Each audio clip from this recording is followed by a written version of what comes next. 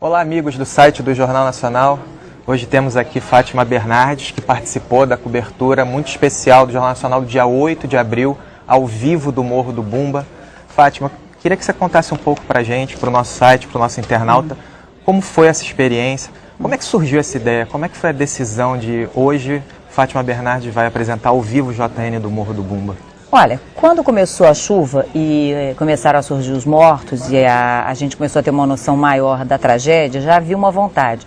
Só que ainda havia uma divisão entre as três cidades, entre o Rio, entre São Gonçalo e Niterói. Quer dizer, para onde ir?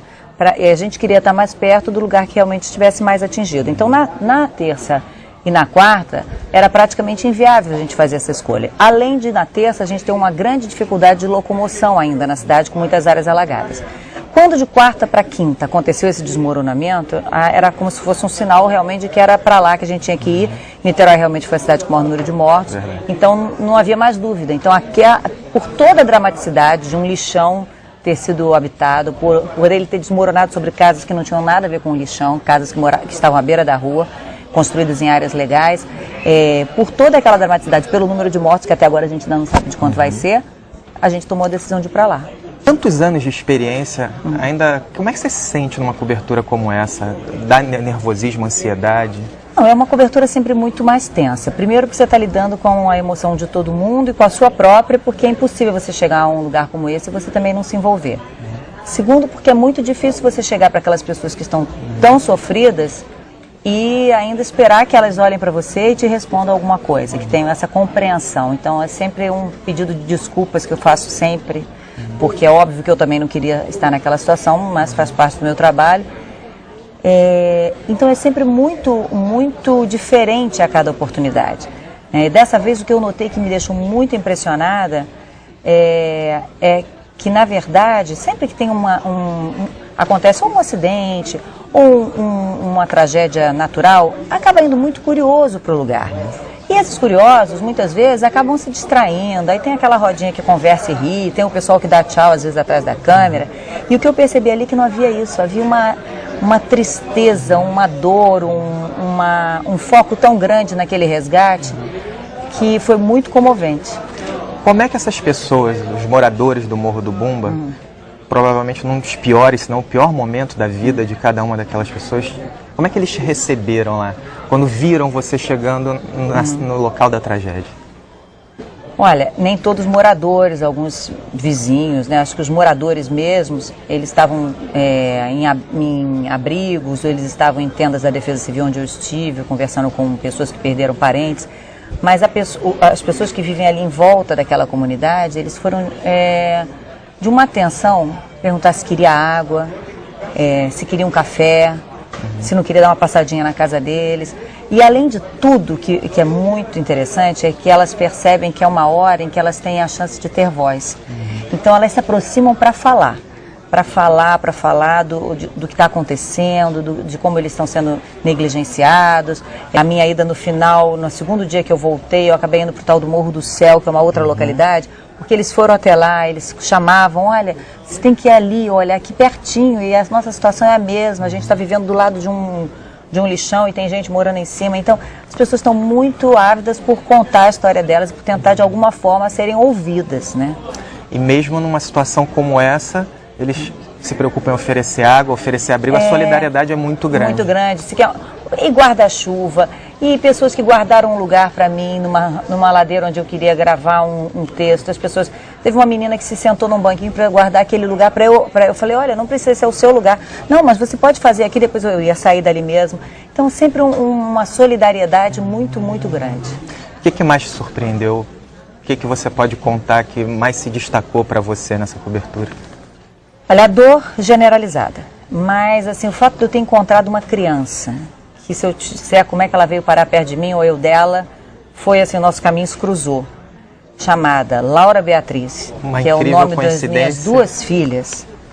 É assim, ela tinha acabado de falar com alguém que eu não me lembro direito quem, e ela teve uma crise de choro, abraçou um adulto, que agora eu sei que era a tia dela, perguntei o nome, a tia falou Laura Beatriz, aí quase quem caiu dura ali fui eu. Aí eu falei com ela, eu disse para ela que eu tinha duas filhas que se chamavam Laura e Beatriz e que eram gêmeas. Aí ela abriu um sorriso E é assim, tão impressionante como a criança consegue ir da tristeza para um sorriso tão bonito. E eu só sabia que ela tinha sido a única sobrevivente, mas eu não sabia quem ela tinha perdido. Então eu estava indo muito devagar para chegar a realmente entrevistá-la. E eu contei para ela do nome dela, se ela sabia o significado. Ela disse que não. Eu falei que Laura era uma vitoriosa e que Beatriz era aquela que traz amor. E aí ela também continuou rindo. Aí o nosso produtor, que é o Tíndaro, que é uma pessoa super sensível, viu que ela estava nervosinha, trouxe uma cadeira, ela se sentou, eu sentei embaixo. Então nós ficamos olhando uma para a outra no mesmo nível. E aí ela começou a conversar com uma naturalidade, com uma clareza, Espantosa, né? com um amadurecimento, sabe? A casa dela foi a primeira a cair. A casa dela foi aquela que caiu, os bombeiros tentaram, ela morreu a avó paterna, uma tia e 4 primos. E ela saiu, e ela conta como ela saiu, que ela nem sabe bem como, e logo depois caiu todo o resto, né? Então ela... mas ela falava com tanta vivacidade, com tanta clareza, que me impressionou. Ela dizia frases como: eu tenho que viver a minha vida, eu tenho muito ainda para viver, eu vou ficar na casa da minha tia 15 dias, depois eu vou procurar um lugar para morar, com 8 anos. Eu fico na casa da minha tia, aquela que veio aqui. Ficar lá 2 semanas, depois vou procurar um lugar para eu ficar. Tem a avó materna e tem o pai, mas não morava com nenhum dos dois. E agora está sendo rearranjado. Então, certamente, essa menina, Laura Beatriz, para mim vai ser o marco dessa história. Você teve esse primeiro encontro com ela e voltou no dia seguinte para o reencontro. Como é que foi o reencontro? Ela já estava com o machucadinho mais cicatrizado um pouquinho.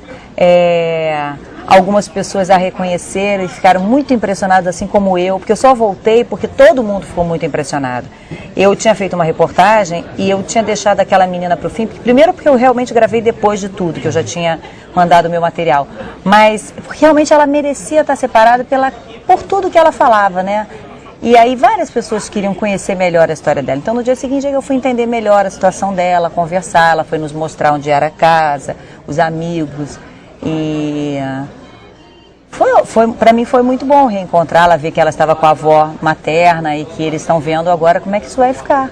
Suas filhas viram a reportagem, como é que elas reagiram a essa coincidência de nomes? Elas também ficaram muito impressionadas de ser assim, porque eu conheço uma ilustradora de livro infantil chamada Laura Beatriz. Quer dizer, conheço de ver livros, né? Não conheço pessoalmente. Mas era a única vez que eu tinha visto esses 2 nomes juntos.